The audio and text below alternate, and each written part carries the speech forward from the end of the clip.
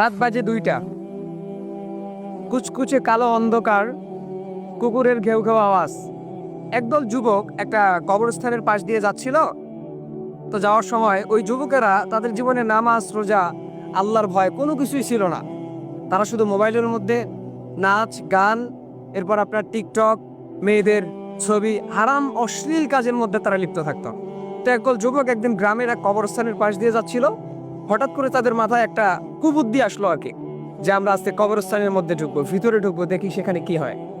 তো সবাই মিলে যখন ঢুকলো, কবরস্থানের মধ্যে কিন্তু একটু ভয়ঙ্কর লাগে আর কি, ভয় লাগে আর কি।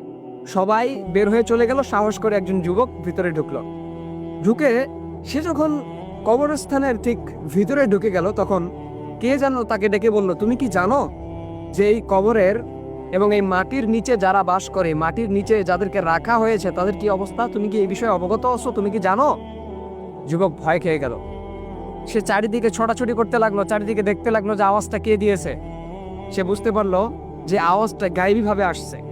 সে যখন বলল যে কে আওয়াজ দিচ্ছে, হঠাৎ করে একটা কবর থেকে সে দেখতে পেল, একটা কবর থেকে একজন লোক উঠলো, যার চেহারা নেই কিন্তু তার চক্ষুগুলো লাল বর্ণের ছিল। সে এসে বলল যে আমি সেই আত্মা, যে আত্মা আমি দুনিয়ার মধ্যে থাকতে অশ্লীল কাজের মধ্যে লিপ্ত ছিলাম, হারামের মধ্যে লিপ্ত ছিলাম, সবসময় হেডফোন কানের মধ্যে দিয়ে ঘুরতাম, গান বাজনা শুনতাম, কনসার্টের মধ্যে যেতাম, আমি নাচ গানের মধ্যে লিপ্ত থাকতাম, মেয়েদের হারাম ছবি নিয়ে পড়ে থাকতাম। আজকে আমার এই অবস্থা, আমাকে আগুনের মধ্যে পুড়তে হচ্ছে। তুমি যদি এই অবস্থায় থেকে থাকো, তাহলে তুমি তোমার রবের দিকে এখনই ফিরে যাও, এখনই তুমি তওবা করো, নয়তো আমার মতো তোমাকেও আগুনের মধ্যে পুড়তে হবে।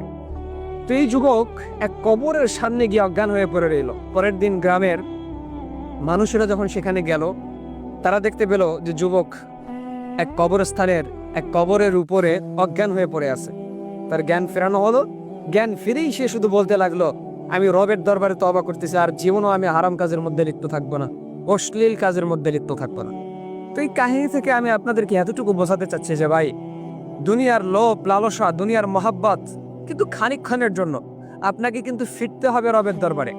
দুনিয়ার মোজ মাস্তি এটা খানিকক্ষণের জন্য, আখেরাত আপনার চিরস্থায়ী। সেটাকে নিয়ে আপনাকে ভাবতে হবে। আপনাকে ভাবতে হবে যে আপনি ফিরে যাবেন রবের দরবারে। আপনাকে ভাবতে হবে যে আপনার সৃষ্টিকর্তা আপনার জন্য একটা নির্দিষ্ট সময় পর্যন্ত আপনাকে দুনিয়াতে রাখবেন। তো এই জন্য ভাই, এখনো সময় আছে আপনাদের যে রবের দরবারে ফিরে যান, তওবা করেন।